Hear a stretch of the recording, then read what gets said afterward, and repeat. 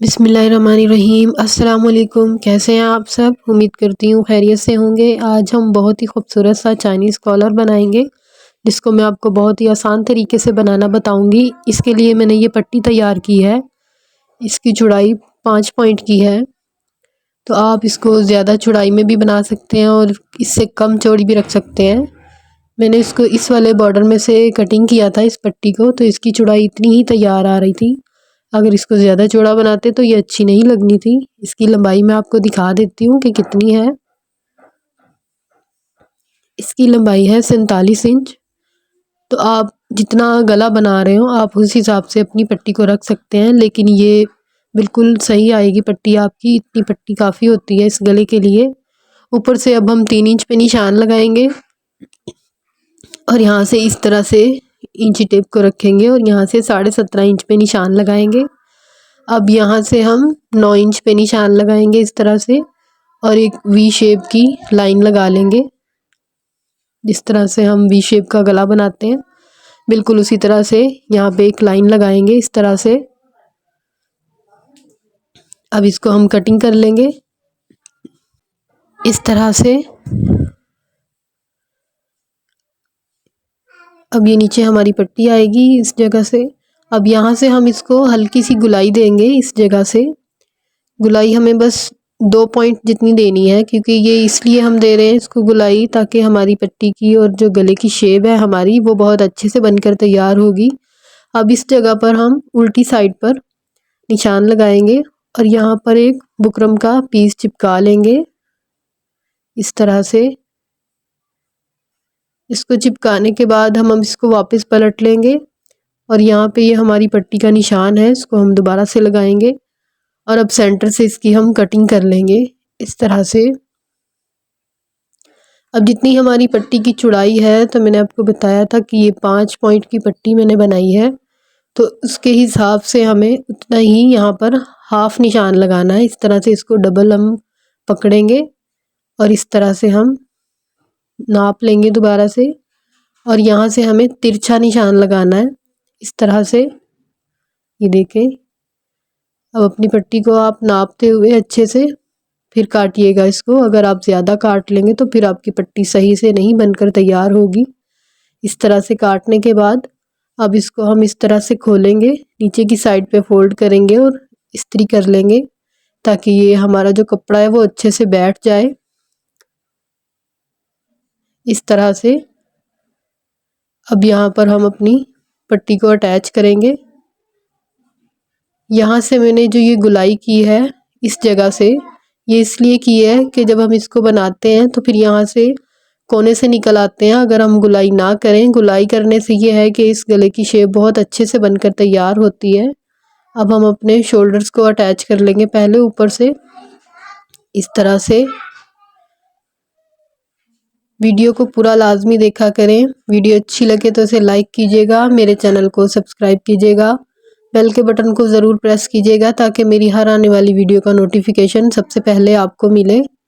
इसी तरह से हम अपने दूसरे शोल्डर को भी अटैच कर लेंगे। ये देखें इस तरह से। अब यहाँ से हम कपड़े को मशीन के बीच में से गुजारेंगे इस तरह से, और अपनी जो बैन की पट्टी है उसको लगाएंगे। अब हम पहले हम पट्टी के ऊपर 1.5 इंच तक सिलाई लगाएंगे इस तरह से। अब यहाँ से हम जो हमने कट लगाया था उतने कपड़े को हम पट्टी के अंदर करेंगे। अच्छे से हमें पट्टी के अंदर करना है उसको जहाँ तक हमने कट लगाया था। अब यहाँ से हम सिलाई लगाना शुरू करेंगे। अपनी सिलाई हमें बहुत ही सफाई से लगानी है, कपड़े को खींचना नहीं है, ना ही ढीला रखना है। ऊपर से जहाँ से हमने गले की कटिंग की थी वहाँ से तिरछी कटिंग हुई हुई है, वी शेप कटिंग की थी हमने, वहाँ से तो बिल्कुल भी नहीं खींचना। अब यहाँ से हम एक कट लगा लेंगे बैक वाले हिस्से पे, जिससे कि हमारी पट्टी में बल नहीं आएगा। अगर हम कट नहीं लगाते तो पट्टी में बल पड़ जाएगा और वो अच्छा नहीं लगेगा। इस तरह से हम यहाँ से इसको अंदर की तरफ करेंगे और सिलाई लगाएंगे। जो शोल्डर का हमने कपड़ा है बैक वाली साइड पे, जो सिलाई वाला कपड़ा है उसको हमने फ्रंट वाली साइड पे रखा है। इस साइड से भी इसी तरह से कट लगाएंगे और सिलाई लगाएंगे, कपड़े को अच्छी तरह से अंदर करते हुए इस तरह से अच्छे से अंदर करेंगे और सिलाई लगाएंगे। इस तरह से। यहाँ से भी इसी तरह से हमें अच्छे से अपनी सिलाई को बिठा लेना है, इस तरह से। यहाँ से फिर मैं बता रही हूँ कि कपड़े को हमें खींचना नहीं है गले वाली जगह से, क्योंकि रेप वाली कटिंग है। इस तरह से हल्के हाथ से हमें सिलाई लगानी है, कपड़े को बिल्कुल नॉर्मल रखना है हमें। इसी तरह से हम अपनी सिलाई को मुकम्मल करेंगे। इस जगह से भी जितना हमारा कपड़ा हमने रखा था उसको हम पट्टी के अंदर करेंगे और वहाँ तक सिलाई लगाएंगे, इस तरह से। अब हम इस तरह से घुमाते हुए पट्टी को इस तरह से बाहर की तरफ निकाल लेंगे, इस तरह से। अब इस तरह से हमने इसको पलटते हुए अंदर की साइड पे इस तरह से सेट कर लेना है अच्छे से, इस तरह से। और फिर इसको अच्छे से प्रेस करने के बाद हमें यहाँ पर सिलाई लगानी है नीचे वाली जगह पर। इस तरह से पहले हम ऊपर की साइड से गले का निशान लगा लेंगे, दोनों सिलाइयों को मिलाते हुए आपस में अच्छे से सेंटर करके इसका बिल्कुल हमें निशान लगाना है। यहाँ पर जितना हमें ऊपर से रखना है इसको, यहाँ पर हम 11 इंच का निशान लगाएंगे।